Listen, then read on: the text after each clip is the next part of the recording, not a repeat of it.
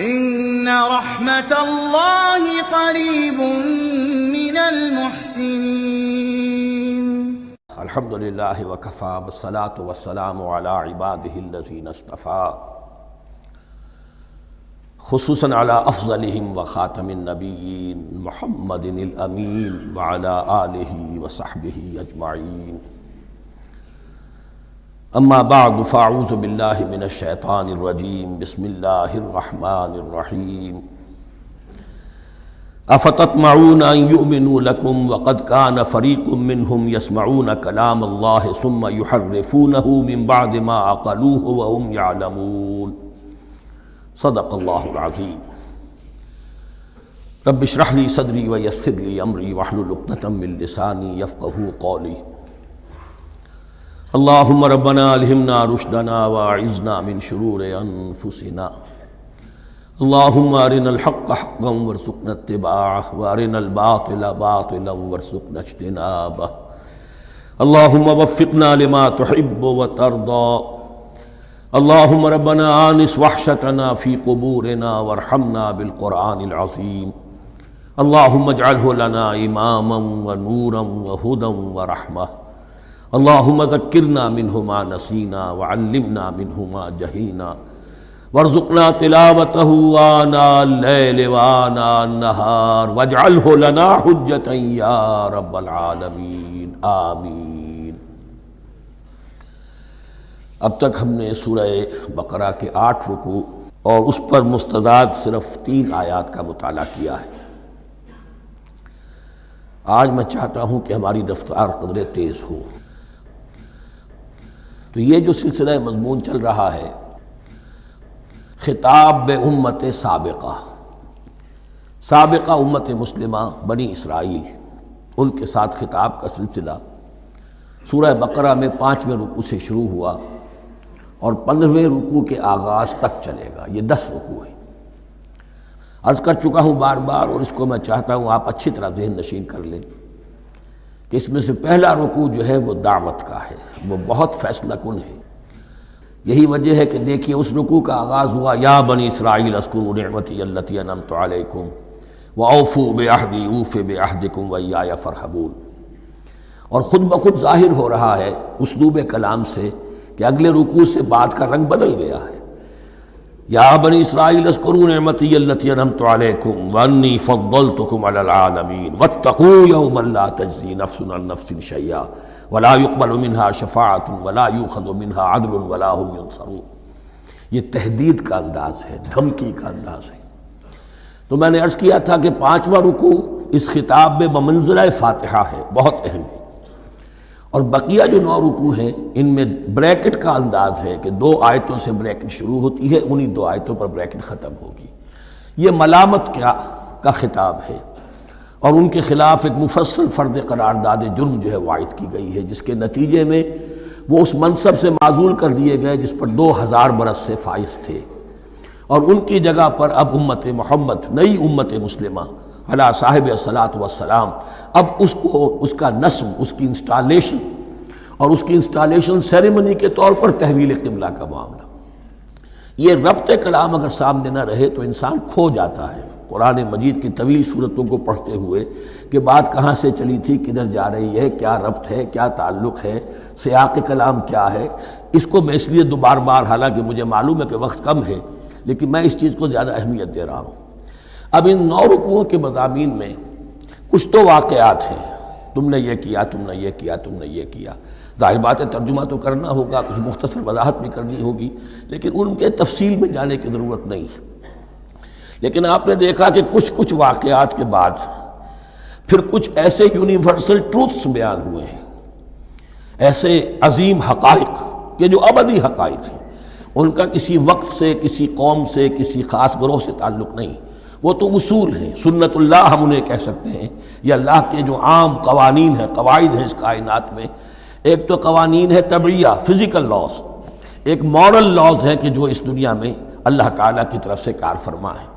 تو جہاں وہ مورل لاز آتے ہیں جنہیں آپ کہا کرتے تھے جب بچپن میں کہانی پڑھی اور کہانی کے بعد لکھا اس کا مورل لیسن کیا ہے، اس کہانی سے سبق کیا حاصل ہوا، تو تھوڑے تھوڑے وقفے کے بعد وہ آیات آتی ہیں کہ جو اس گویا کہ اس سلسلہ کلام کے اندر یہ انتہائی اہمیت کی حامل ہے، اس لیے کہ وہ یونیورسل اہمیت کی حامل ہیں، اور ان میں در حقیقت ایک رہنمائی پوشیدہ ہے موجودہ امت مسلمہ کے لیے۔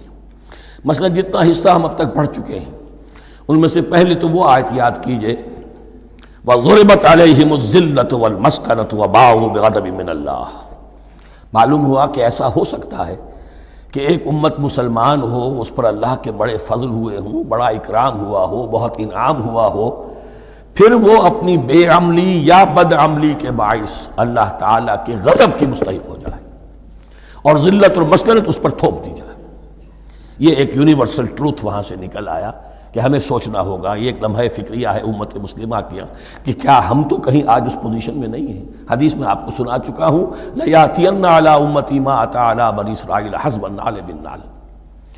دوسرا اسی طرح کا یونیورسل ٹروتھ والا مقام تھا آخری جو ہم نے کل پڑھا ہے، ثُمَّ قَسَتْ قُلُوبُكُمْ وَهِيَ كَالْحِجَارَةِ أَوْ أَشَدُّ قَسْوَةً۔ کسی مسلمان امت کا یہ حال بھی ہو سکتا ہے کہ ان کے دل اتنے سخت ہو جائیں کہ سختی میں پتھروں کو اور چٹانوں کو مات دے جائیں۔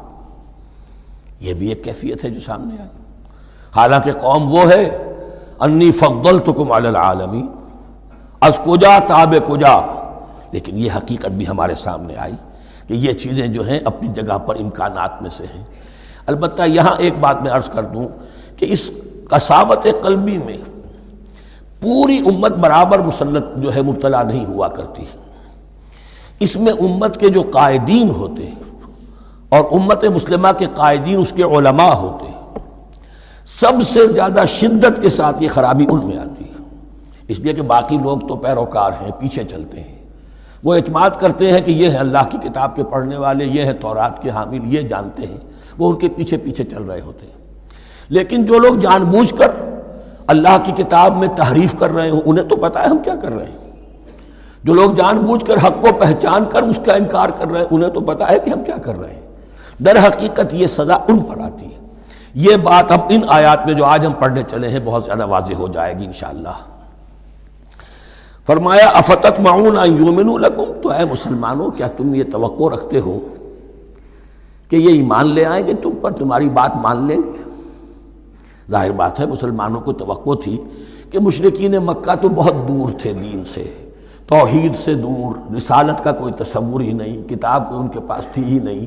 یہ تو یہود ہیں اور ان کے پاس تو کتاب رہی ہے، یہ موسیٰ کے ماننے والے ہیں، یہ توحید کے علم بردار ہیں، یہ آخرت کا بھی اقرار کرتے ہیں، تو ان کو جھٹپٹ مان لینا چاہیے۔ تو جو مسلمانوں کے دل میں، عام مسلمانوں کے دل میں جو حسن ظن تھا، اب در حقیقت یہ اس کو ایڈریس کیا جا رہا ہے۔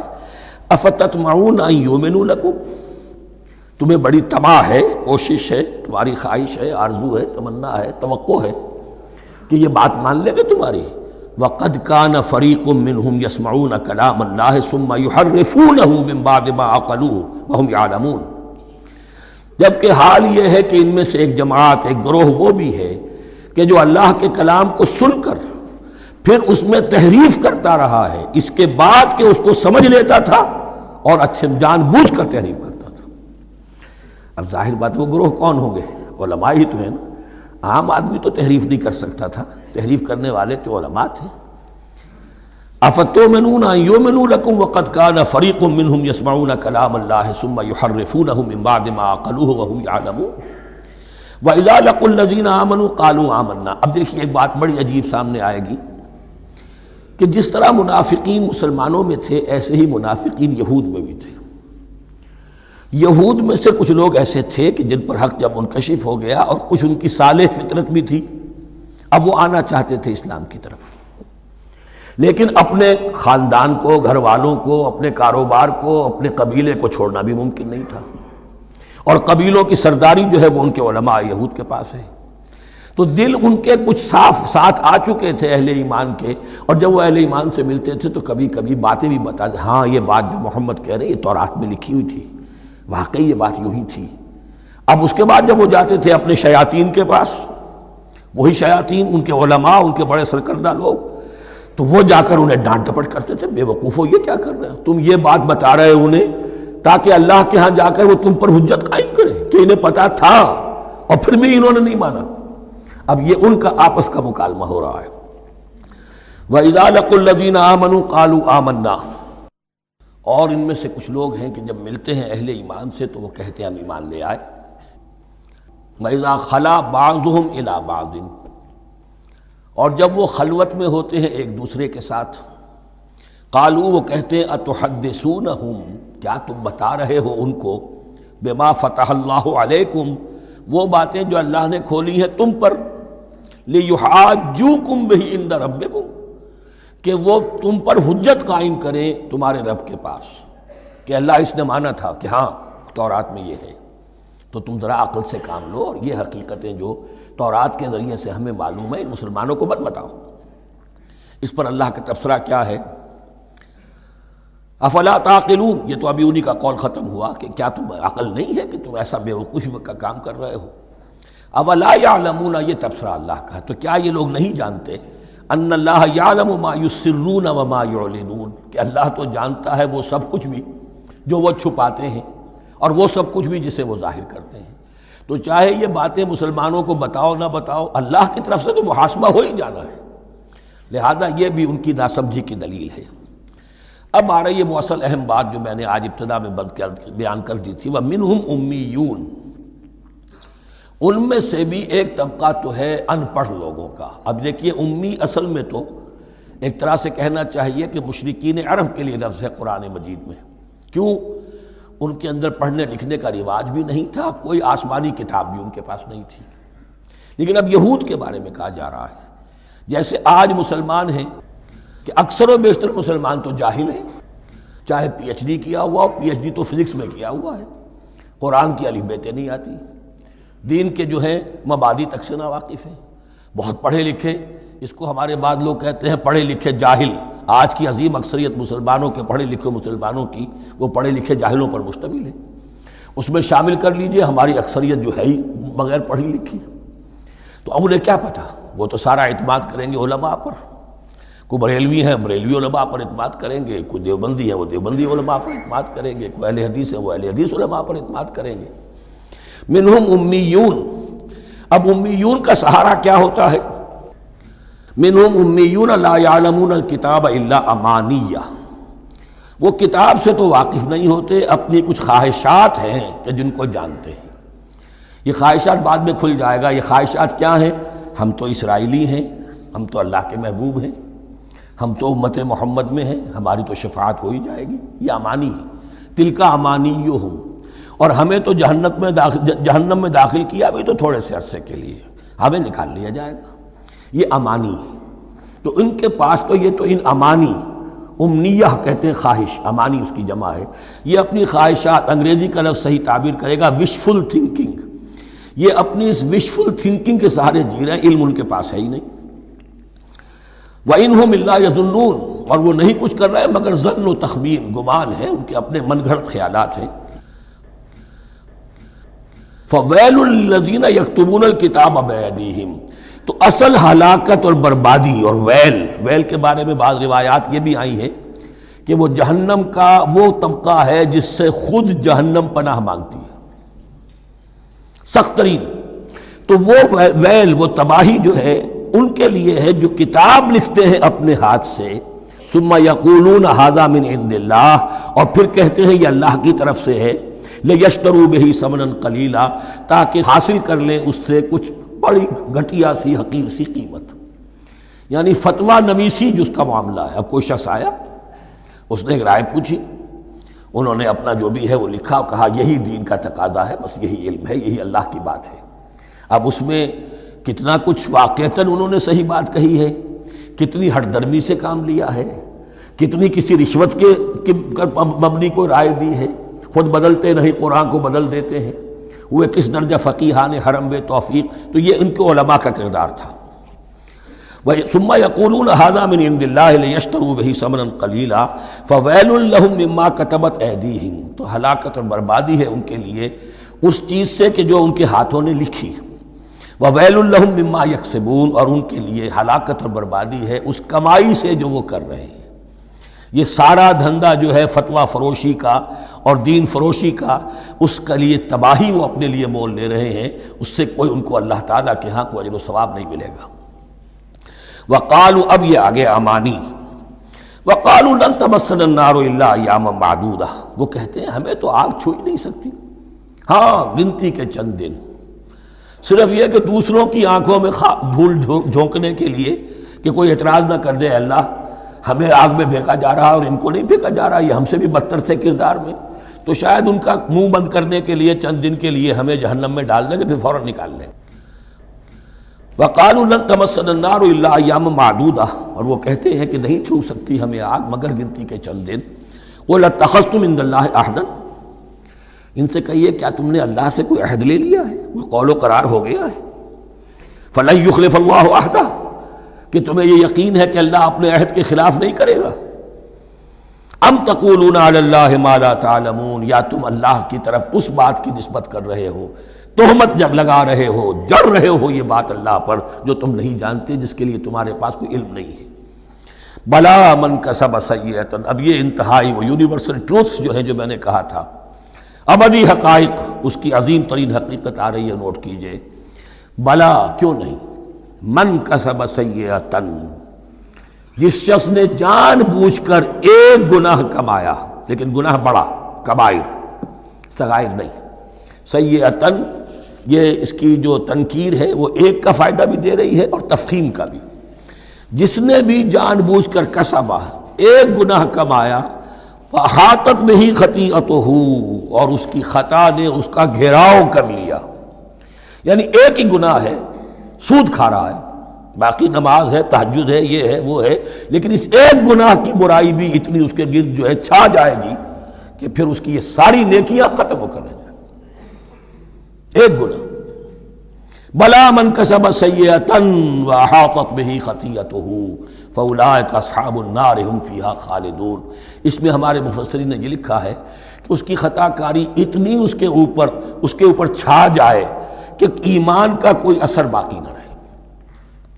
اور المعاصی برید الکفر، یہ علماء کے ہاں اصول ہے کہ یہ جو گناہ ہوتے ہیں یہ ڈاک ہے کفر کی، ہوتے ہوتے گناہ پر مداومت اگر اس پر چلتا ہے تو اصل میں ہوتے ہوتے ہوتا یہ ہے کہ اسے پتہ بھی نہیں ہوتا، وہ اپنے آپ کو مسلمان سمجھتا ہے، اندر سے ایمان ختم ہو چکا ہوتا ہے۔ دیمک کی طرح جو ہے وہ دروازے کی چوکھٹ جو ہے کھائی گئی، اوپر صرف ایک ونیئر لگا ہوا ہے جو نظر نہیں آ رہا۔ یہ عقل جو ہے اللہ نے دیمک کو بھی دی ہے کہ چھوٹی سی چھپٹی چھوڑ دینا تاکہ دھوکہ کھاتے رہیں لوگ گھر والے، باقی یہ کہ اندر سے کھوکھلا کر دیا۔ اولئک اصحاب النار، یہ آگ والے ہیں، ہم فیہا خالدون، جو اس میں ہمیشہ ہمیشہ رہیں گے۔ یہ ہے قاعدہ کلیہ، قرآن کا قطعی اور ابدی فیصلہ۔ والذین آمنوا وعملوا الصالحات، ہاں اس کے برعکس جو لوگ ایمان لائیں اور نیک عمل کریں۔ اب نیک عمل میں ہر شخص نے اپنا اپنا نظریہ بنا رکھا ہے۔ مراد نیک عمل قرآن مجید کا کیا ہے؟ دین کے سارے تقاضوں کو ادا کرنا، وہ نیک عمل ہوگا۔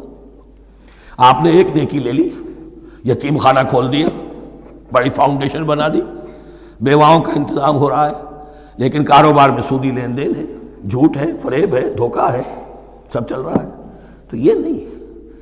دین کے تقاضے یہ بھی ہے کہ دین کو قائم کرنے کی جد و جہد میں لگو، اس کی شرائط پوری کرو۔ تو فرمایا والذین آمنوا وعملوا الصالحات اولئک اصحاب الجنہ ہم فیہا خالدون، وہ ہیں جنت والے اور وہ اس میں ہمیشہ ہمیشہ رہیں گے۔ وَإِذْ أَخَذْنَا مِيثَاقَ بَنِي إِسْرَائِيلَ لَا تَعْبُدُونَ إِلَّا اللَّهَ، اور یاد کرو جب کہ ہم نے بنی اسرائیل سے عہد لیا تھا تم نہیں عبادت کرو گے کسی کی سوائے اللہ کے۔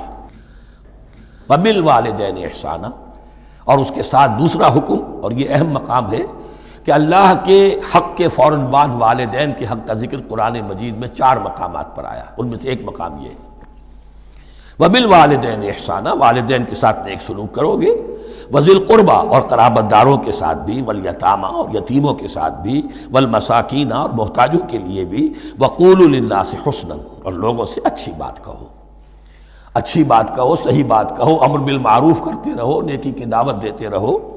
وَأَقِيمُوا الصَّلَاةَ وَآتُوا الزَّكَاةَ، اور نماز قائم کرو، کمائی قائم رکھو اور زکوٰۃ ادا کرو گے، یہ گویا کہ معاہدہ ہو رہا ہے۔ ثُمَّ تَوَلَّيْتُمْ، پھر دیکھو تم اس سے تم نے اس سے پیٹھ موڑ لی.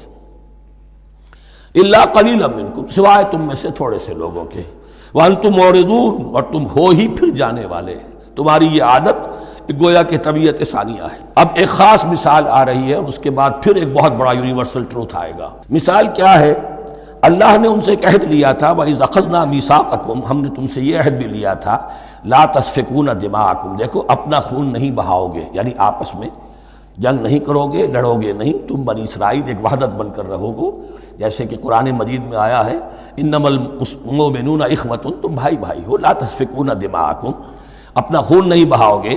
ولا تخرجون انفسکم من دیارکم، اور نہ ہی تم نکالو گے اپنے کچھ لوگوں کو ان کے گھروں سے. اب یہاں مجھے وضاحت کرنی پڑے گی ورنہ بات سمجھ میں نہیں آئے گی کہ جب حضرت یوشع ابن نون کی سرکردگی میں بنی اسرائیل نے فلسطین کو فتح کرنا شروع کیا اور سب سے پہلے جیریکو فتح کیا گیا شہر، اس کے بعد جب سارا فلسطین فتح کر لیا تو انہوں نے ایک مرکزی حکومت قائم نہیں کی. 12 قبیلوں نے 12 حکومتیں بنا لی، جیسے 12 چشمے تھے پانی کے ویسی 12 حکومتیں. اب ظاہر بات ہے جہاں 12 حکومتیں ہوں گی تو وہ طوائف الملوکی جس کو کہتے ہیں، آپس کی کھٹ پٹ ہوتی تھی، جنگیں ہوتی تھی، پھر ان میں سے ایک دوسرے پر حملہ کر کے وہاں کے لوگوں کو نکال باہر کرتے تھے، بھاگنے پر مجبور کر دیتے تھے. تو یہ تھی ان کی کیفیت. لیکن اس کے بعد پھر جب وہ لوگ چلے گئے کہیں کفار کے ملک میں چلے گئے، اب کفار نے جو ہے ان کو لا کر اور ان کے سامنے ان کے ہاں بیچنا چاہا، چونکہ غلام بن گئے وہاں جا کر، یا انہوں نے غلام بنا لیا، تو اب فدیہ دے کر چھڑا رہے ہیں کہ ہمیں حکم دیا گیا ہے کہ جو بھی تمہارا اسرائیلی بھائی ہو اس کو فدیہ دے کر چھڑا لو اگر کہیں وہ اسیر ہو جائے. تو ایک حکم کو تو مانا نہیں اور دوسرے پر عمل ہو رہا ہے. حکم تو یہ تھا کہ آپس میں خون ریزی کرو ہی نہیں، وہ اس حکم کو تو توڑ دیا، لیکن بڑے متقیانہ انداز میں اب جو اس وقت اس کی وجہ سے جو غلام بن گئے یا اسیر ہو گئے اب ان کو چھڑوا رہے کہ اللہ کا حکم ہے، شریعت کا حکم ہے. یہ ہے وہ تضاد جو مسلمان امتوں کے اندر ہو جاتا ہے. اس پر آئے گا وہ یونیورسل ٹروتھ. وَإِذْ أَخَذْنَا مِيثَاقَكُمْ لَا يَسْتَسْفِكُونَ دِمَاءَكُمْ، جب یاد کرو جب کہ ہم نے تم سے عہد لیا تھا کہ تم اپنا خون نہیں بہاؤ گے. وَلَا تُخْرِجُونَ أَنفُسَكُم مِّن دِيَارِكُمْ، اور نہ ہی تم اپنے آپ کو اپنے لوگوں کو ان کے گھروں سے نکالو گے. ثُمَّ أَقْرَرْتُمْ وَأَنْتُمْ تَشْهَدُونَ، پھر تم نے اقرار کیا تھا اس عہد کو اور قول و قرار کو مان لیا تھا پورے شعور کے ساتھ، تشہدون مانتے ہوئے. ثُمَّ أَنْتُمْ هَؤُلَاءِ، پھر تم وہی ہو، تم ہی ہو وہ تو تقتلون انفسکم، اپنے ہی لوگوں کو قتل بھی کرتے ہو. وتخرجون فریقا منکم من دیارہم، اور اپنے ہی لوگوں میں سے کچھ لوگوں کو ان کے گھروں سے باہر نکالتے ہو. تظاہرون علیہم بالاسم والعدوان، ان پر چڑھائی کرتے ہو گناہ کے ساتھ بھی اور زیادتی کے ساتھ بھی. وَإِن یاتوکم اسارا، اور اگر وہ قیدی بن کر تمہارے پاس آتے ہیں تفادوہم، تو اب تم ان کا فدیہ دے کر انہیں چھڑاتے ہو. وَهُوَ مُحَرَّمٌ عَلَيْكُمْ إِخْرَاجُهُمْ، حالانکہ ان کا تو نکالنا ہی تم پر حرام کیا گیا تھا. اب یہ واقعہ آپ نے پڑھ لیا، سمجھ لیا. اب دیکھیے اس سے جو سبق ہے، مورل لیسن ہے جو ابدی ہے. أَفَتُؤْمِنُونَ بِبَعْضِ الْكِتَابِ وَتَكْفُرُونَ بِبَعْضٍ، تو کیا تم ہماری شریعت کے ایک حصے کو مانتے ہو اور ایک کو نہیں مانتے؟ اب دیکھیے یہ الفاظ اب ہوں گے تعویل عام، جہاں کہیں بھی یہ طرز عمل ہوگا تو یہ آیت اس کو کور کرے گی. افتؤمنون ببعض الکتاب وتکفرون ببعض، تو کیا تم مانتے ہو ہماری کتاب کے ایک حصے کو اور ایک کو نہیں مانتے؟ فما جزاء من یفعل ذلک منکم، تو نہیں ہے کوئی سزا اس کی جو یہ حرکت کرے تم میں سے، الا خزی فی الحیات الدنیا، سوائے اس کے کہ دنیا کی زندگی میں رسوائی ہو، ذلت ہو. ویوم القیامہ، اور قیامت کے دن یردون الی اشد العذاب، وہ لوٹا دیے جائیں شدید ترین عذاب میں. وما اللہ بغافل عما تعملون، اور اللہ تعالیٰ غافل نہیں ہے اس سے جو تم کر رہے ہو. آج امت مسلمہ پر 100% یہ آیت منطبق ہو رہی، پورے دین پر چلنے کو تیار نہیں. ہر گروہ نے کوئی ایک شے حلال کر لی اپنے لیے. ملازم پیشہ طبقہ ہے، رشوت حلال ہے، کیا کرے اس کے بغیر گزارا نہیں ہوتا. کاروباری طبقہ ہے، سود کیا کرے اس کے بغیر تو یہ کاروبار چلتا نہیں. فلاں ہر ایک کے لیے، ہر ایک نے. تو نیکی اور بدی کا ایک امتزاج ہے. کل دین جب تک وہ نہ ہو تو اس کی سزا یہ ہے خزی فی الحیات الدنیا، وہ ہمارے اوپر ہے ضربت علیہم الذلۃ والمسکنہ، وہ خز اور وہ ذلت المسکنہ تھوپ دی گئی ہے۔ باقی رہ گیا قیامت کا معاملہ، فیوم القیامت یردون الی اشد العذاب، شدید ترین عذاب میں۔ تو اپنے طرز عمل سے تو ہم اس کے مستحق ہو گئے ہیں، باقی اللہ تعالیٰ کی رحمت جو ہے دستگیری فرما لے، اس کا اختیار ہے۔ لیکن دھمکی کا پھر انداز دیکھیے، وَمَا اللَّهُ بِغَافِلٍ عَمَّا تَعْمَلُونَ، اللہ غافل نہیں ہے اس سے جو تم کر رہے ہو۔ ہر سال عمرہ فرما کے آ رہے ہیں، کس رقم سے فرما کر آ رہے ہیں یہ اللہ کو معلوم ہے، یہ حلال سے کمائی تھی یا حرام سے۔ رمضان مبارک میں حرم میں پہلی صف میں جگہ ریزرو کرائی ہوئی ہے سیٹھ صاحب نے، اور وہاں کے شرطوں کو بھی رشوتیں دیتے ہیں، اور وہ سمجھتے ہیں کہ ہم تو سارا نہا دھو کر آ گئے، سال بھر جو بھی حرام کمائی کی تھی سب پاک ہو گئی۔ اللہ نا واقف نہیں ہے، اللہ تمہاری داڑھیوں سے دھوکہ نہیں کھائے گا، اللہ تمہارے اماموں سے اور ابا اور قبا سے دھوکہ نہیں کھائے گا۔ He knows you through and through, He sees you through and through۔ وَمَا اللَّهُ بِغَافِلٍ عَمَّا تَعْمَلُونَ أُولَٰئِكَ الَّذِينَ اشْتَرَوُا الْحَيَاةَ الدُّنْيَا بِالْآخِرَةِ، یہ وہ لوگ ہیں جنہوں نے دنیا کی زندگی اختیار کر لی ہے آخرت کو چھوڑ کر۔ فَلَا يُخَفَّفُ عَنْهُمُ الْعَذَابُ وَلَا هُمْ يُنصَرُونَ، تو اب ان کے لیے نہ تو ان سے عذاب میں تخفیف کی جائے گی اور نہ ان کی کوئی مدد کی جائے گی۔ وَلَقَدْ آتَيْنَا مُوسَى الْكِتَابَ وَقَفَّيْنَا مِن بَعْدِهِ بِالرُّسُلِ، اور ہم نے موسیٰ کو کتاب دی تورات، اور قفینا من بعدہ بالرسل، اور پھر اس کے بعد پے بپے لگاتار ہم رسول بھیجتے رہے۔ ایک بات نوٹ کر لیجئے گا، لفظ رسول اور لفظ نبی میں کچھ فرق ہے، اس وقت تفصیل میں جانے کا موقع نہیں ہے، لیکن یہ تین جوڑے الفاظ کے ایسے ہیں قرآن مجید کی اصطلاحات کے کہ وہ تینوں مترادف کے طور پر بھی استعمال ہو جاتے ہیں اور علیحدہ علیحدہ اپنا مفہوم بھی رکھتے ہیں۔ اور اس کا ایک اصول یہ علماء نے بنایا ہے کہ اذا اجتمع تفرقا واذا تفرقا اجتمع۔ ایک ہے ایمان اور اسلام، اب یہ بھی مسلم مومن ایک ہی شے ہے، لیکن یہ کہ ایک شے تو نہیں ہے، کچھ فرق بھی ہے۔ کہیں جہاں ان دونوں الفاظ کو لایا جائے گا بالمقابل تو فرق نظر آ جائے گا، لیکن عام طور پر مسلم کی جگہ مومن، مومن کی جگہ مسلم استعمال ہو جائے گا۔ call the rose by any name it will smell as sweet۔ اس طرح جہاد اور قتال کا معاملہ ہے، دو الفاظ ہیں، مختلف ہیں، مفہوم جدا بھی ہے لیکن ایک دوسرے کی جگہ آ بھی جائیں گے۔ تیسرے نبی اور رسول، فرق ہے، ہر نبی رسول نہیں ہوتا، ہر رسول نبی ہے، یعنی نبی عام ہے، رسول خاص ہے۔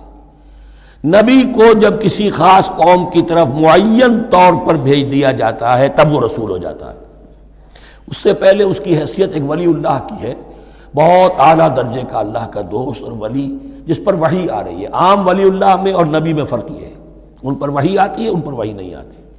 لیکن اس نبی کو اگر اب آپ بھیج دیں گے کہ جاؤ اذهب الى فرعون، اب وہ رسول ہو گئے، جاؤ اب مدین کی طرف، الى مدین اخاہم شعیبا، اب رسول ہو گئے۔ تو یہ فرق ہے نبی اور رسول کا۔ جیسے آپ کے ہاں سی ایس پی کارڈر ہے، اب وہ ڈی سی بھی لگ سکتا ہے، کہیں وہ جوائنٹ سیکرٹری لگا ہوا ہے، کہیں ناپسندیدہ آدمی ہے تو او ایس ڈی لگایا ہوا ہے کہیں، لیکن اس کا کارڈر برقرار رہے گا، سی ایس پی تو ہے وہ۔ اسی اعتبار سے ہر نبی ہر حال میں نبی ہے، لیکن اس کو اضافی کیفیت ملتی ہے رسول کی۔ اور ایک بات یہ نوٹ کر لیجئے، نبیوں کو قتل بھی کیا گیا ہے، رسول قتل نہیں ہو سکتے۔ اللہ کا فیصلہ یہ ہے کہ لاغلبن انا ورسولی، میں اور میرے رسول تو غالب آ کر رہیں گے۔ جب بھی کسی قوم نے کسی رسول کی جان لینے کی کوشش کی ہے، اس قوم کو برباد کر دیا گیا اور رسول اور اس کے ساتھیوں کو بچا لیا گیا۔ یہ معاملہ ہوا ہے اللہ کا تمام رسولوں کے ساتھ، نبیوں کے ساتھ نہیں۔ حضرت یحییٰ نبی تھے، قتل کر دیے گئے۔ حضرت عیسیٰ رسول تھے، قتل نہیں کیے جا سکتے تھے، ان کو زندہ آسمان پر اٹھا لیا گیا، اب وہی دوبارہ آئیں گے۔ تو رسول جو ہے وہ قتل نہیں ہوتا، اور اسی اعتبار سے حضور کی بڑی گہری تمنا تھی، لَوَدِدتُّ أَنْ أُقْتَلَ فِي سَبِيلِ اللَّهِ ثُمَّ أُحْيَا ثُمَّ أُقْتَلَ ثُمَّ أُحْيَا، میری بڑی خواہش ہے میں اللہ کی راہ میں قتل ہو جاؤں، پھر زندہ کیا جاؤں، پھر قتل کیا جاؤں، پھر اللہ کی راہ میں پھر زندہ کیا جاؤں، پھر قتل کیا جاؤں۔ لیکن اللہ نے یہ خواہش آپ کی پوری نہیں کی، اس لیے کہ آپ اللہ کے رسول تھے۔ اب یہاں نوٹ کیجئے گا، یہاں لفظ رسول تو آ گیا ہے لیکن یہ نبی کے معنی میں ہے۔ قفینا من بعدہ بالرسل، اس لیے کہ رسول حضرت موسیٰ کے بعد حضرت عیسیٰ ہی ہے۔ درمیان میں پروفٹس ہیں، یہ prophets of the Old Testament, یہ انبیاء ہیں، لیکن ان کے لیے لفظ رسول آ گیا ہے۔ وَآتَيْنَا عِيسَى ابْنَ مَرْيَمَ الْبَيِّنَاتِ وَأَيَّدْنَاهُ بِرُوحِ الْقُدُسِ، اور ہم نے عیسیٰ کو بڑی واضح نشانیاں دیں، حصی معجزات جتنے حضرت مسیح کو دیے گئے ہیں ویسے اور کسی نبی کو نہیں دیے گئے۔ یہ بعد میں تذکرہ آ جائے گا سورہ آل عمران میں۔ اور ہم نے مدد کی ان کی روح القدس کے ساتھ، حضرت جبرائیل کی خاص تائید انہیں حاصل تھی۔ ظاہر بات ہے، میں نے عرض کیا ہے کہ جو معجزہ ہوتا ہے وہ کسی نبی کی اپنی طاقت سے اس کا ظہور نہیں ہوتا، رسول کے کسی طاقت سے، یا کرامت کسی ولی اللہ کے اپنے اختیار میں نہیں ہوتی، یا اللہ کی طرف سے، اور اس کے لیے ظہور جو ہوتا ہے وہ فرشتوں کے ذریعے سے۔ ایدناہ بروح القدس افکلما جاءکم رسول بما لا تہوی انفسکم، اب یہاں پر تبصرہ ہو رہا ہے، جو بھی کچھ یہود نے کیا حضرت مسیح کے ساتھ، وہ چونکہ معلوم ہے اس کا تذکرہ نہیں کیا، صرف اس پر تبصرہ ہو رہا ہے۔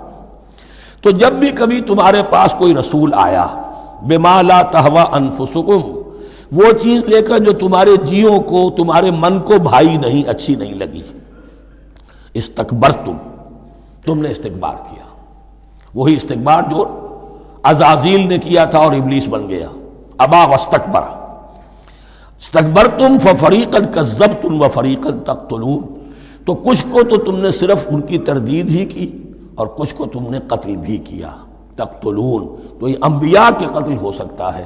اور نمبر دو ایک رائے یہ دی گئی ہے، تقتلون جو ہے قتل تم نہیں آیا ہے، یہ فعل مضارع ہے، اور فعل مضارع کے اندر ایک فعل جاری رہتا ہے، ختم نہیں ہوتا، گویا کہ تم قتل کرنے کی کوشش کرتے رہے۔ بعض لوگوں کی تو جان کے درپے ہو گئے۔ وقالوا قلوبنا غلف، اور انہوں نے کہا ہے کہ ہمارے دل تو غلافوں کے اندر بند ہیں۔ یہ اس کو ملائیے پہلی آیت جو آج ہم نے پڑھی ہے، افتطمعون ان یؤمنوا لکم، تو اے مسلمانوں کیا تم یہ توقع رکھتے ہو اور چاہتے ہو کہ یہ تمہاری بات مان لیں گے؟ ان کی اس خواہش کے جواب میں جو وہ کہتے تھے وہ یہ قول ہے، وقالوا قلوبنا غلف، ہمارے دل غلافوں میں ہیں، میاں تمہاری بات ہم پر اثر نہیں کر سکتی، جاؤ کسی اور سے بات کرو۔ آج بھی آپ کو یہ الفاظ سننے کو مل جائیں گے، قلوبنا غلف، ہمارے دل تو غلافوں میں ہیں، بڑے مضبوط ہیں، مستحکم ہیں، تمہاری بات اس میں گھر کر ہی نہیں سکتی۔ بل لعنہم اللہ بکفرہم، یہ ہے تبصرہ، جس کو یہ کہہ رہے ہیں کہ ہمارے دل محفوظ ہیں اور غلافوں میں ہیں، حقیقت میں تو ان پر لعنت ہو چکی ہے اللہ کی طرف سے ان کے کفر کی وجہ سے۔ فقلیلا ما یؤمنون، تو واقعتاً اب کم ہی ہوں گے ان میں سے جو ایمان لائیں گے۔ وَلَمَّا جَاءَهُمْ كِتَابٌ مِّنْ اللَّهِ مُصَدِّقٌ لِّمَا مَعَهُمْ، اب یہاں پر ذکر ہو رہا ہے خود حضور صلی اللہ علیہ وسلم کا، اور جب آ گئی ان کے پاس کتاب اللہ کے پاس سے، یعنی یہ قرآن، مُصَدِّقٌ لِّمَا مَعَهُمْ، جو اس کی تصدیق کرتے ہوئے آیا جو ان کے پاس ہے۔ میں اس کی وضاحت کر چکا ہوں، قرآن ایک طرف تصدیق کرتا ہے تورات اور انجیل کی، اور دوسری طرف وہ مصداق بن کر آیا ہے تورات اور انجیل کی پیشن گوئیوں کا۔ وَكَانُوا مِن قَبْلُ يَسْتَفْتِحُونَ عَلَى الَّذِينَ كَفَرُوا، اور ان کا حال یہ تھا کہ وہ آخری کتاب اور آخری نبی کے حوالے اور واسطے سے اللہ تعالیٰ سے فتح کی دعائیں کیا کرتے تھے کافروں کے خلاف۔ ہوتا کیا تھا کہ یہ تین قبیلے مدینے میں آ گئے کہ جو یہودی تھے، بنو قینقاع، بنو نذیر اور بنو قریظہ، اسی میں وہاں رہتے تھے اوس اور خزرج جو یمن سے آئے تھے، اصل عربی قبائل تھے، پھر آس پاس کے قبائل بھی تھے، وہ سب کے سب امیین میں سے تھے، ان کے پاس نہ کوئی کتاب، نہ کوئی شریعت، نہ کسی نبوت سے آگاہ۔ اب ان کے آپس میں جب لڑائیاں ہوتی تھیں اور یہ مار کھاتے تھے، سرمایہ دار تھے، دولت والے تھے، عام طور پر بزدل تھے، لہذا جب بھی کبھی مقابلہ ہوتا تھا مار کھاتے تھے۔ تو وہاں یہ کہا کرتے تھے کہ ابھی تو تم ہمیں مار لیتے ہو، دبا لیتے ہو، نبی آخری زمان کی آنے کا وقت آ چکا ہے، وہ نئی کتاب لے کر آئیں گے، جب وہ آئیں گے ہم ان کے ساتھ ہو کر جب تم سے جنگ کریں گے تو تم ہمیں شکست نہیں دے سکو گے، ہمیں فتح حاصل ہوگی۔ اور دعا کیا کرتے تھے اللہ اس نبی آخر زمان کا ظہور جلد ہو تاکہ اس کے واسطے سے اور اس کے ذریعے سے اس کے صدقے ہمیں فتح مل سکے۔ یہ دعائیں تھیں، چونکہ خزرج اور اوس کے لوگوں نے ان کی یہ دعائیں سنی ہوئی تھیں۔ یہی وجہ ہے کہ حج میں سن 11 نبوی کے حج میں یا سن 10 نبوی کے حج میں جب وہاں پر 6 آدمیوں سے حضور نے بات کی جو خزرج کے تھے، سب کے سب انہوں نے کلنکھیوں سے ایک دوسرے کو دیکھا، معلوم ہوتا ہے یہ وہی نبی ہے جن کا ذکر یہ یہودی کرتے ہیں، تو اس سے پہلے کہ وہ ایمان لائے تم ایمان لے آؤ۔ گویا کہ وہ علم بالواسطہ طور پر جو انہیں پہنچا تھا وہ ان کے لیے کتنا بڑا سرمایہ بن گیا، ان کی نجات کا ذریعہ بن گیا، اور وہ علم جو ان کے پاس تھا تعصب کی وجہ سے اور تکبر کی وجہ سے وہ اسی طرح رہ گئے۔ فَذَهَبَ اللَّهُ بِنُورِهِمْ وَتَرَكَهُمْ فِي ظُلُمَاتٍ لَا يُبْصِرُونَ صُمٌّ بُكْمٌ عُمْيٌ فَهُمْ لَا يَرْجِعُونَ۔ وَلَمَّا جَاءَهُمْ كِتَابٌ مِّنْ عِندِ اللَّهِ مُصَدِّقٌ لِّمَا مَعَهُمْ وَكَانُوا مِن قَبْلُ يَسْتَفْتِحُونَ عَلَى الَّذِينَ كَفَرُوا فَلَمَّا جَاءَهُم مَّا عَرَفُوا كَفَرُوا، تو جب ان کے پاس آ گئے وہ چیز جسے انہوں نے پہچان لیا پھر انہوں نے کفر کیا۔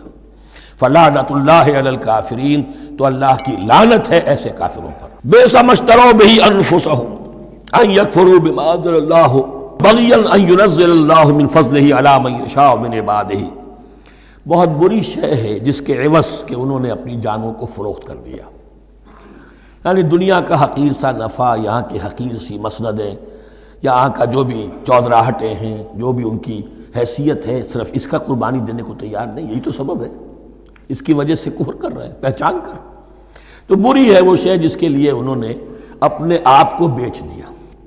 ان یکفروا، کہ وہ کفر کر رہے ہیں اس وجہ سے، بما انزل اللہ بغیا، جو اللہ نے نازل فرمایا ہے، اور کفر کیوں کر رہے ہیں اس زدم زدہ میں، ان ینزل اللہ من فضلہ علی من یشاء من عبادہ، کہ اللہ تعالیٰ نے نازل کر دیا ہے اپنے اس فضل میں سے اپنے بندوں میں سے جس پر چاہا۔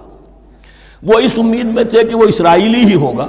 جب 1400 برس تک نبوت ہمارے پاس رہی، اب فترت کا زمانہ ہے، 600 برس گزر گئے، اب آخری نبی آنا ہے، ان کو گمان یہ تھا وہ ہم میں سے ہی ہوگا۔ یہاں یہ ہوا کہ یہ رحمت اللہ کی اور یہ فضل جو ہے بنی اسماعیل پر ہو گیا۔ اس کی وجہ سے زدم زدہ بغین، اس بغین کے لفظ کو اچھی طرح نوٹ کر لیجئے، یہ اختلاف جو ہوتا ہے دین میں اس کا اصل سبب یہ بغین کا لفظ آئے گا بار بار قرآن مجید میں۔ یہ بغین کیا ہے؟ جس سے عہد حاضر کے ایک خاص جو مکتب فکر ہے سائیکالوجی کا، ایڈلر کا، اس میں یہ قرار دیا گیا ہے کہ انسان کے جو موٹیوز ہیں، جو اس کا انسٹنکٹس ہیں، ان میں ایک بہت پاورفل موٹیو جو ہے to dominate, urge to dominate. میں اس کی بات کیوں مانوں، یہ کیوں نہ میری مانے، یہ ڈومینیشن۔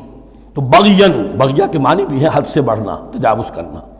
تو وہ اپنی حد سے بڑھ کر دوسروں کے اوپر روب گاٹھنے کے لیے یہ سارا انہوں نے کیا، اس وجہ سے کہ بنی اسماعیل کے ایک شخص محمد صلی اللہ علیہ وسلم پر اللہ تعالیٰ نے یہ رحمت نازل فرما دی۔ فباؤوا بغضب علی غضب، تو وہ لوٹے غضب پر غضب لے کر، یعنی تہ بر تہ غضب ہے ان پر اللہ تعالیٰ کا۔ وَلِلْكَافِرِينَ عَذَابٌ مُّهِينٌ، اور ایسے کافروں کے لیے اہانت آمیز، مہین اہانت سے بنا ہے، اہانت آمیز عذاب ہے۔ وَإِذَا قِيلَ لَهُمْ آمِنُوا بِمَا أَنزَلَ اللَّهُ، اور جب ان سے کہا جاتا ایمان لاؤ اس پر جو اللہ نے نازل فرمایا، قَالُوا نُؤْمِنُ بِمَا أُنزِلَ عَلَيْنَا، ہم ایمان رکھتے ہیں اس پر جو ہم پر نازل ہوا۔ وَيَكْفُرُونَ بِمَا وَرَاءَهُ، اور وہ کفر کر رہے ہیں جو اس کے پیچھے ہے۔ انہوں نے انجیل کا کفر کیا، حضرت مسیح کو نہیں مانا، انہوں نے محمد کا کفر کیا ہے صلی اللہ علیہ وسلم، اور قرآن کو نہیں مانا۔ وَهُوَ الْحَقُّ مُصَدِّقًا لِمَا مَعَهُمْ، اور وہ کفر کر رہے ہیں حالانکہ وہ حق ہے، سچ ہے، درست ہے، اور تصدیق کرتے ہوئے آیا ہے اس کی جو ان کے پاس ہے۔ قل، اے نبی ان سے کہیے، فَلِمَ تَقْتُلُونَ أَنبِيَاءَ اللَّهِ، یہاں وہ لفظ واضح ہو گیا، تو پھر کیوں تم قتل کرتے رہے ہو اللہ کے نبیوں کو، من قبل، اس سے پہلے۔ ایسے ہی حق پرست ہو، ایسے ہی جو کچھ تم پر نازل کیا گیا اس پر ایمان رکھنے والے ہو، تو تم نے نبیوں کو کیوں قتل کیا؟ تم نے زکریا کو کیوں قتل کیا علیہ الصلوۃ والسلام؟ تم نے یحییٰ کو کیوں قتل کیا علیہ الصلوۃ والسلام؟ تمہارے تو ہاتھ جو ہے نبیوں کے خون سے آلودہ ہیں۔ فَلِمَ تَقْتُلُونَ أَنبِيَاءَ اللَّهِ مِن قَبْلِ إِن كُنتُم مُّؤْمِنِينَ، اگر واقعتاً تم ایمان والے ہو۔ وَلَقَدْ جَاءَكُم مُوسَىٰ بِالْبَيِّنَاتِ، تمہارے پاس موسیٰ آئے تھے کھلی تعلیمات لے کر، واضح معجزے لے کر۔ ثُمَّ اتَّخَذْتُمُ الْعِجْلَ مِن بَعْدِهِ، پھر تم نے اس کے بعد اس کی غیر حاضری میں بچھڑے کو اپنا معبود بنا لیا۔ وَأَنْتُمْ ظَالِمُونَ، اور تم ظالم ہو۔ وَإِذْ أَخَذْنَا مِيثَاقَكُمْ وَرَفَعْنَا فَوْقَكُمُ الطُّورَ، یاد کرو جب کہ ہم نے تم سے عہد لیا تھا اور تمہارے اوپر کوہ طور کو معلق کر دیا تھا۔ خُذُوا مَا آتَيْنَاكُمْ بِقُوَّةٍ، پکڑو اس کو مضبوطی کے ساتھ جو ہم نے تمہیں دیا ہے۔ وَاسْمَعُوا، اور سنو، قالوا سمعنا وعصینا، انہوں نے کہا ہم نے سنا اور نافرمانی کی۔ یہ ان کی ایک اور بیماری تھی، الفاظ کو ذرا سا چکر دے کر ایسے پڑھنا کہ مفہوم جو ہے بالکل بدل جائے۔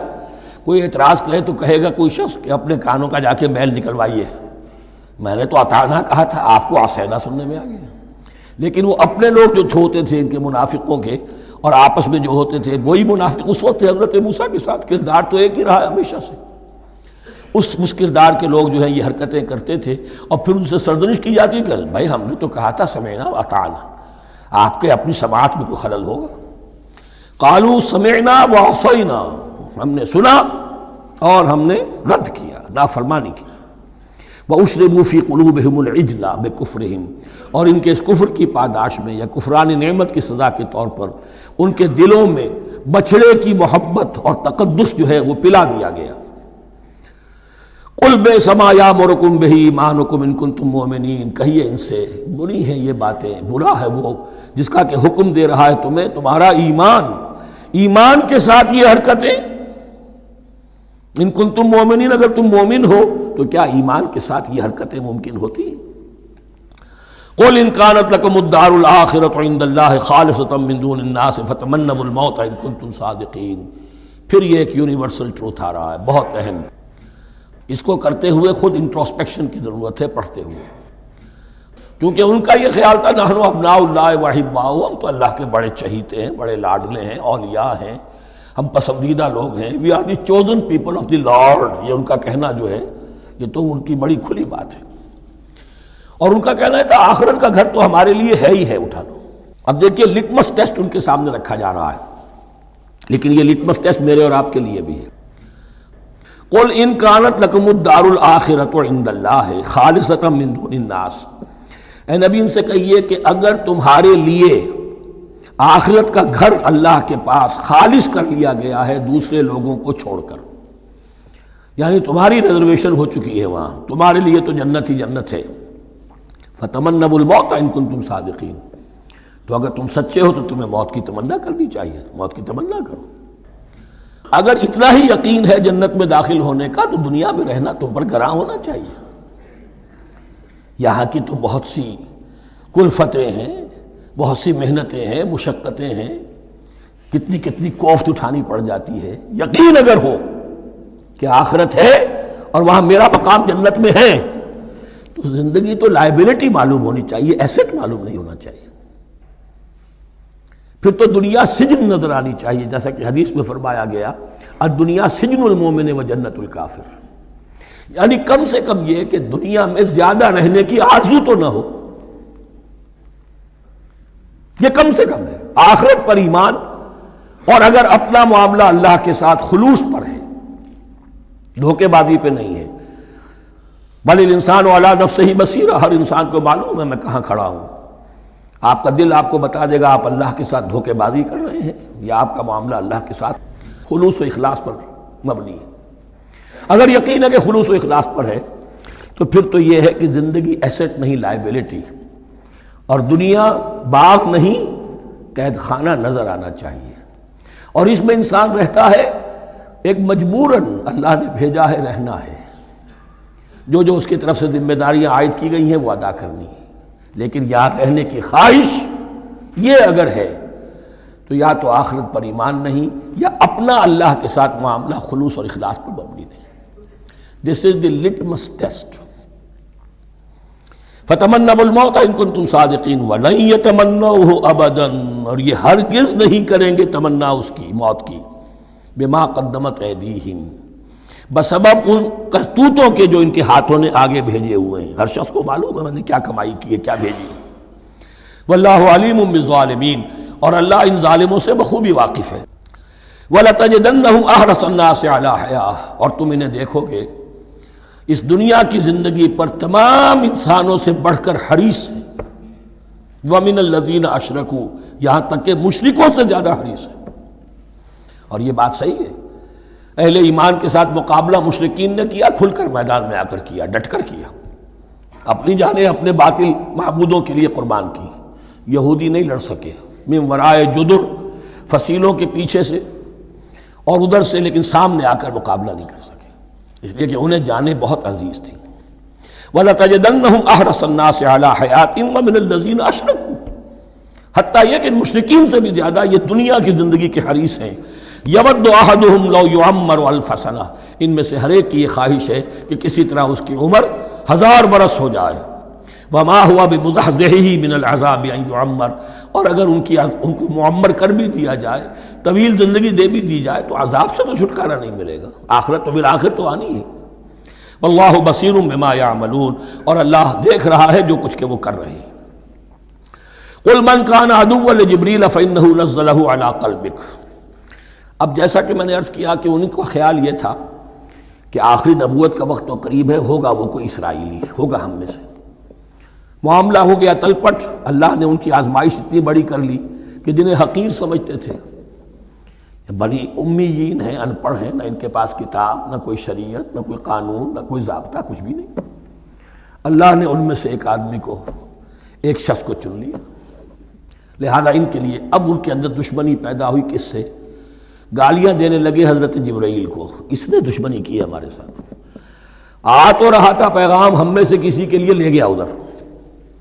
اور یہ بات آپ کو شاید بڑی عجیب لگے، لیکن یہ کہ شیخ احمد سرہندی رحمۃ اللہ علیہ نے اپنے مکاتیب میں یہ لکھا ہے کہ اہل تشیع کا ایک فرقہ ایسا بھی رہا ہے، میں نہیں جانتا کہ آج بھی ہے یا نہیں ہے، جس کو غرابیہ کہتے تھے۔ غرابیہ، ان کا عقیدہ یہ تھا کہ حضرت محمد صلی اللہ علیہ وسلم اور حضرت علی رضی اللہ تعالی عنہ، ان کی ارواح بالکل ایک دوسرے کے ایسے مشابہ تھیں جیسے ایک کوا دوسرے کوے کے مشابہ ہوتا ہے، غراب کوے کو کہتے ہیں۔ تو جبریل دھوکہ کھا گئے، وہ وہی اللہ نے بھیجی تھی علی کے لیے، لے گئے محمد کے پاس صلی اللہ علیہ وسلم۔ تو یہ بات جو شیخ احمد سرہندی کی لکھی ہوئی غرابیہ فرقہ ان کا، مجھے یہ نہیں معلوم کہ اب بھی ہیں یا نہیں ہے، لیکن یہ بات یہود کے ہاں جو ہے وہ موجود تھی۔ اور بات جان لیجئے، لَيَأْتِيَنَّ عَلَىٰ أُمَّتِي مَا أَتَىٰ عَلَىٰ بَنِي إِسْرَائِيلَ حَسْبَ النَّعْلِ بِالنَّعْلِ، اس کی حقیقت اور سے اور منکشف ہوتی چلی جائے گی۔ تو اب یہاں فرمایا قُلْ مَنْ كَانَ عَدُوًّا لِجِبْرِيلَ، اے نبی کہہ دیجئے جو کوئی بھی دشمن ہو گیا ہو جبرائیل کا، فَإِنَّهُ نَزَّلَهُ عَلَىٰ قَلْبِكَ بِإِذْنِ اللَّهِ، تو اس نے تو نازل کیا ہے اس قرآن کو آپ کے دل پر اللہ کے حکم سے، جبرائیل کا اپنا اختیار تو نہیں تھا۔ مُصَدِّقًا لِمَا بَيْنَ يَدَيْهِ، اور یہ تصدیق کرتے ہوئے آیا ہے اس کی جو اس کے سامنے موجود ہے، وَهُدًى وَبُشْرَىٰ لِلْمُؤْمِنِينَ، اور ہدایت اور بشارت ہے اہل ایمان کے لیے۔ اور اس کے بعد اب فرمایا جا رہا ہے کہ اللہ اور اس کے رسول اور اس کے ملائکہ یہ ایک آرگینک ہول ہیں، یہ ایک جماعت ہے، ان میں کوئی رکھنا نہیں ہو سکتا، ان میں کوئی اختلاف نہیں ہو سکتا۔ اگر کوئی جبریل کا دشمن ہے تو وہ اللہ کا دشمن ہے، اگر کوئی اللہ کے سچے رسول کا دشمن ہے تو وہ اللہ کا دشمن ہے، جبریل کا بھی دشمن ہے۔ من کان عدوا للہ وملائکتہ ورسلہ وجبریل ومیکال فإن اللہ عدو للکافرین، تو کان کھول کر سن لو، جو کوئی بھی دشمن ہے اللہ کا اور اس کے فرشتوں کا اور اس کے رسولوں کا اور جبرائیل کا اور میکائیل کا، تو اللہ تعالیٰ کی طرف سے بھی اعلان ہے کہ اللہ ایسے کافروں کا دشمن ہے۔ وَلَقَدْ أَنزَلْنَا إِلَيْكَ آيَاتٍ بَيِّنَاتٍ، اور اے نبی ہم نے آپ کی طرف نازل کر دی ہیں روشن آیات۔ وَمَا يَكْفُرُ بِهَا إِلَّا الْفَاسِقُونَ، اور انکار نہیں کرتے ان کا مگر وہی کہ جو سرکش۔ وَمَا يُضِلُّ بِهِ إِلَّا الْفَاسِقِينَ، تیسرے رکوع میں جو سورہ بقرہ کے الفاظ آئے تھے۔ أَوَكُلَّمَا عَاهَدُوا عَهْدًا نَبَذَهُ فَرِيقٌ مِّنْهُمْ، تو جب بھی کبھی انہوں نے کوئی عہد کیا، اللہ سے میثاق کیا، اللہ کے رسولوں سے کوئی عہد کیا، نَبَذَهُ فَرِيقٌ مِّنْهُمْ، ان میں سے ایک گروہ نے اس معاہدے کو پھینک دیا اٹھا کر۔ بل اکثرهم لا یؤمنون، بلکہ ان کی اکثریت جو ہے ایمان سے خالی ہے، جیسا کہ حال آج امت مسلمہ کا ہے۔ مسلمان ہیں، ایمان حقیقی، ایمان قلبی، یقین والا ایمان وہ کتنوں کو حاصل ہے؟ ڈھونڈ اب ان کو چراغ رخ زیبا لے کر۔ وَلَمَّا جَاءَهُمْ رَسُولٌ مِّنْ عِندِ اللَّهِ مُصَدِّقٌ لِّمَا مَعَهُمْ نَبَذَ فَرِيقٌ مِّنَ الَّذِينَ أُوتُوا الْكِتَابَ، پھر وہی بات، اور جب آئے ان کے پاس اللہ کی طرف سے ایک رسول یعنی محمد صلی اللہ علیہ وسلم، مصدق لما معہم، اور تصدیق کرتے ہوئے آئے ہیں اس کی جو ان کے پاس موجود ہے، ان کے ساتھ ہے، نبذ فریق من الذین اوتوا الکتاب کتاب اللہ وراء ظہورہم، ان کی ایک گروہ، ان کی ایک جماعت نے اللہ کی کتاب کو اپنی پیٹھوں کے پیچھے پھینک دیا، کانہم لا یعلمون، گویا کہ وہ جانتے ہی نہیں۔ انجانے سے ہو کر رہ گئے، نہیں ہمیں کچھ پتہ نہیں۔ ان کے عوام پوچھتے ہوں گے کیا یہ وہی نبی ہیں جن کا ذکر نہیں، کیا بولے، کوئی یقین سے نہیں کہہ سکتے، کچھ نہیں، ابھی دیکھیں گے، تیل دیکھو، تیل کی دھار دیکھو، کأنہم لا یعلمون، جیسے انہیں علم نہیں ہے۔ واتبعوا ما تتلو الشیاطین علی ملک سلیمان۔ اب ایک اور حقیقت نوٹ کیجئے، جب کسی مسلمان امت میں دین کی اصل حقیقت، اصل تعلیمات سے بہت پیدا ہوتا ہے تو رجحان کدھر ہو جاتا ہے؟ جادو، ٹونا، ٹوٹکا، تعویذ، عملیات، قرآن کی عملیات۔ قرآن اترا تھا کسی اور کے لیے، کام کے لیے، یہ اس کو ذریعہ بناتے ہیں دشمن کو زیر کرنے کے لیے۔ محبوب آپ کے قدموں میں آ کر گرے گا، عمل قرآنی ہے، اتنے 100 روپے کا آپ لے جائیے تو مل جائے گا۔ یہ دندے ہمارے ابھی چل رہے ہیں، خوب چلتے ہیں، اور میں سمجھتا ہوں کہ سب سے زیادہ فلرشنگ کاروبار جو ہے وہ اس طرح کا ہے۔ ہینگ لگے نہ پھٹکڑی، نہ آپ کو کوئی اس میں محنت کرنے کی ضرورت ہے، نہ اس کے اندر آپ کو انویسٹ کرنے کی ضرورت ہے، اور کاروبار چلتا۔ تو وہاں بھی کیا ہوا، واتبعوا، جب دین کی اصل حقیقت کو دور پھینک دیا، انہوں نے پیروی کی اس کی ما تتلو الشیاطین علی ملک سلیمان، جو شیاطین جن جو تھے، علی ملک سلیمان سے مراد ہے علی عہد ملک سلیمان، حضرت سلیمان کے زمانے میں، چونکہ اللہ تعالیٰ نے ان جنات کو حضرت سلیمان کے تابع کر دیا تھا، تو وہاں پر چونکہ ان کا اب جو ہے کوئی میل جول زیادہ تھا لوگوں کے ساتھ، تو وہ انہیں کچھ اس قسم کی چیزیں سکھاتے رہتے تھے، گویا کہ اندر سے تخریب کاری۔ واتبعوا ما تتلو الشیاطین علی ملک سلیمان وما کفر سلیمان ولکن الشیاطین کفروا۔ اور سن لو، سلیمان نے کبھی کفر نہیں کیا، بلکہ یہ شیاطین تھے کہ جو کفر کرتے تھے۔ جادو کفر ہے، لیکن آپ کو نقش سلیمانی آج تک بھی لفظ ملے گا، نقش سلیمانی۔ آج بھی مسلمان بھی ان چیزوں کو حضرت سلیمان کی طرف منسوب کر رہے ہیں، وہ ظلم اب بھی جاری ہے۔ وما کفر سلیمان ولکن الشیاطین کفروا یعلمون الناس السحر، وہ لوگوں کو جادو سکھاتے تھے۔ وما انزل علی الملکین ببابل ہاروت و ماروت، اور جو کچھ نازل کیا گیا 2 فرشتوں پر، ہاروت اور ماروت پر، بابل میں۔ بابل یہ ہے پرانا عراق، بیبلونیا۔ نبوکدنضر بھی بیبلونیا کا بادشاہ تھا، نمرود بھی بیبلونیا کا بادشاہ تھا۔ عراق کے بادشاہوں کا لقب ہی تھا نمرود، نماردہ اس کی جمع ہے۔ تو حضرت سلیمان کی حکومت جب تھی تو وہاں پر یہ لوگ جنات جو ہیں وہ اس قسم کی تخریب کاری کر رہے تھے، تو اللہ تعالیٰ نے آخری آزمائش کے لیے 2 فرشتوں کو زمین پر اتارا، اور وہ انسانی شکل میں لوگوں کو جادو سکھاتے تھے، بتاتے بھی جاتے تھے دیکھو جادو کفر ہے، ہم سے مت سیکھو، لیکن اس کے باوجود لوگ سیکھتے تھے۔ تو گویا کہ ان پر اتمام حجت ہو گیا کہ اب ان کے اندر خباثت جو ہے پوری طریقے سے گھر کر چکی ہے۔ وما یعلمان من احد، اور وہ نہیں سکھاتے تھے کسی کو بھی، حتی یقولا انما نحن فتنۃ فلا تکفر، یہاں تک کہ وہ کہہ دیتے تھے کہ دیکھو ہم تمہاری آزمائش کے لیے بھیجے گئے ہیں، ہم فتنہ ہیں، تو تم کفر مت کرو۔ فیتعلمون منہما ما یفرقون بہ بین المرء وزوجہ، تو وہ سیکھتے تھے ان دونوں سے وہ شے کہ جس کے ذریعے سے تفریق کر سکیں ایک شخص اور اس کی بیوی کے درمیان، تفرقہ ڈالنا گھروں کے اندر، فساد۔ اب بھی یہ عورتوں کے اندر یہ کام بڑی تیزی کے ساتھ چلتے ہیں، تعویذ اور دھاگے اور کیا کچھ گنڈے چلتے ہیں۔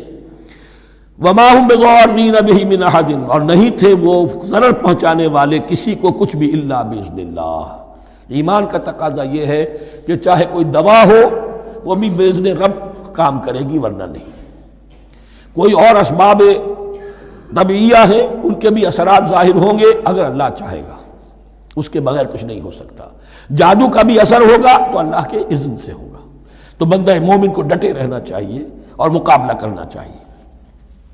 وما هم بضارین بہ من احد الا باذن اللہ ویتعلمون ما یضرهم ولا ينفعهم، اور وہ سیکھتے تھے ان سے وہ چیزیں جو ان کے لیے مضرت بخش تھیں، ضرر پہنچانے والی، اور انہیں نفع نہیں پہنچاتی تھیں۔ وَلَقَدْ عَلِمُوا لَمَنِ اشْتَرَاهُ مَا لَهُ فِي الْآخِرَةِ مِنْ خَلَاقٍ، حالانکہ یہ بات ان کے علم میں آ چکی تھی کہ جس نے بھی اس چیز کو حاصل کیا، جادو سیکھا، اس کا پھر آخرت میں کوئی حصہ نہیں ہے۔ وَلَبِئْسَ مَا شَرَوْا بِهِ أَنفُسَهُمْ، اور بری تھی وہ چیز جس کے لیے انہوں نے اپنے آپ کو فروخت کر دیا۔ لَوْ كَانُوا يَعْلَمُونَ، کاش کہ انہیں علم ہوتا۔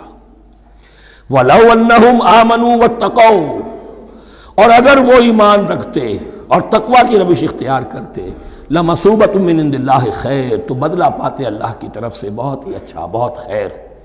لو کانوا یعلمون، کاش کہ ان کو معلوم ہوتا۔ یا ایھا الذین آمنوا لا تقولوا راعنا وقولوا انظرنا واسمعوا۔ اب ایک اور مثال ان کی، وہ تو تھے منافقین بنی اسرائیل جن کا ذکر ہوا، سمعنا وعصینا۔ اب یہاں یہ منافقین جو یہاں پر مسلمانوں میں شامل ہو گئے تھے، یہود کے زیر اثر لوگ، اور آ گئے ہیں مسلمانوں میں بھی۔ اب ان کا معاملہ کیا تھا؟ جب حضور صلی اللہ علیہ وسلم کی محفل میں بیٹھتے تھے تو جیسے ہوتا ہے، آپ نے کوئی بات فرمائی تو اگر فرض کیجئے کہ ادھر کے لوگوں نے نہیں سنی، بات سمجھ میں نہیں آئی، تو وہ ان سے درخواست کرتے تھے راعنا، حضور ذرا ہماری رعایت کیجئے، بات کو دوبارہ دہرا دیجئے، ہماری سمجھ میں نہیں آیا۔ اب اس کا وہ کیا کرتے تھے یہودی، یا یہ ان کے یہودیوں کے زیر اثر منافقین؟ راعینا، اے ہمارے چرواہے، گویا کہ دل میں خوش ہو رہے ہیں، خباثت نفس اس کو غذا مل رہی ہے، ہم نے تو راعینا کہہ دیا۔ کسی نے اگر ٹوک دیا، بابا میں نے راعینا کہا تھا، معلوم ہوتا ہے آپ کی سماعت میں کوئی خلل پیدا ہو چکا ہے، یہ انداز۔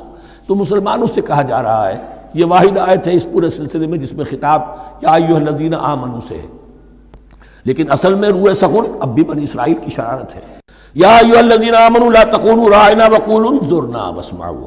دیکھو تم اس لفظ کو چھوڑ دو، اے اہل ایمان تم مت کہا کرو راعنا، تم کہا کرو انظرنا، اے نبی ہماری طرف توجہ فرمائیے یا ہمیں مہلت دیجیے۔ نظر کے دونوں معنی ہیں، دیکھنا، ہمیں دیکھیے، اور انتظار بھی اسی سے بنا ہے، ذرا سی مہلت دیجیے۔ واسمعوا، اور دوسرے یہ کہ توجہ سے سنا کرو تاکہ دوبارہ پوچھنے کی ضرورت ہی پیش نہ آئے۔ وللکافرین عذاب الیم، اور ان کافروں کے لیے تو دردناک عذاب ہے۔ ما یود الذین کفروا من اہل الکتاب ولا المشرکین ان ینزل علیکم من خیر من ربکم، اور نہیں چاہتے وہ لوگ کہ جنہوں نے کفر کیا ہے اہل کتاب میں سے اور مشرکین میں سے بھی، کہ نازل ہو تم پر کوئی بھی خیر تمہاری رب کی طرف سے۔ یہ اہل کتاب بھی اور مشرکین مکہ بھی یہ جل رہے ہیں حسد میں، حسد کی آگ میں، کہ یہ کلام پاک تمہیں کیوں دے دیا گیا، یہ آخری منصب نبوت کا جو ہے خاتم النبیین، یہ منصب جو ہے یہ انہیں کیوں مل گیا؟ وہ نہیں چاہتے کہ کوئی بھی خیر اللہ کی طرف سے تمہیں ملے۔ واللہ یختص برحمتہ من یشاء، حالانکہ یہ اللہ کا پریروگیٹو ہے، اللہ کا فیصلہ ہے، اللہ خاص کر لیتا ہے اپنی رحمت کے لیے جس کو چاہے، یہ اس کا فیصلہ ہے۔ واللہ ذو الفضل العظیم، اور اللہ تعالیٰ بڑے فضل والا ہے۔ ما ننسخ من آیت او ننسها نأت بخیر منہا او مثلہا، ہم نہیں منسوخ کرتے کسی بھی آیت کو یا اسے بھلواتے۔ ایک تو ہے ننسخ، منسوخ کر دینا، ایک ہے حافظے سے ہی کسی کے محو کر دینا۔ ما ننسخ من آیت او ننسها نأت بخیر منہا، تو ہم اس کی جگہ پر اس سے بہتر لے آتے ہیں، او مثلہا، یا ویسی ہی لے آتے ہیں۔ الم تعلم ان اللہ علی کل شیء قدیر، کیا تم یہ نہیں جانتے کہ اللہ تعالیٰ ہر چیز پر قدرت رکھتا ہے، اسے ہر شے کا اختیار ہے۔ الم تعلم ان اللہ لہ ملک السماوات والارض، کیا تم نہیں جانتے کہ اللہ کے لیے ہی اختیار مطلق ہے، بادشاہی ہے آسمانوں اور زمین کی۔ وما لکم من دون اللہ بولی ولا نصیر، اور نہیں ہے تمہارے لیے اللہ کے سوا کوئی بھی نہ ولی اور نہ مددگار۔ بارک اللہ لی ولکم فی القرآن العظیم ونفعنی وإیاکم بالآیات۔